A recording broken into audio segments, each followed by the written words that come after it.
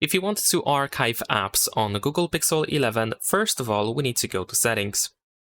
So let's go ahead and open the Settings and then choose Apps. Now in Apps, we should be able to go to the full list of apps, so tap on See All Apps to open that list. And then here from this list, you should be able to choose whichever app you want to archive. So let's say I'm going to choose this one here. Now, if it is possible to archive an app, then you should be able to find this archive button. So you can just tap over here, and there we go. Now the app is offloaded. Of course, you can still restore it, so that shouldn't be a problem. You can do this from here, from the app info menu, or you can also find the app in the app drawer. You will find this cloud icon right next to the app name, which means that now the app is archived. And if you tap on the app, then you will re-download it.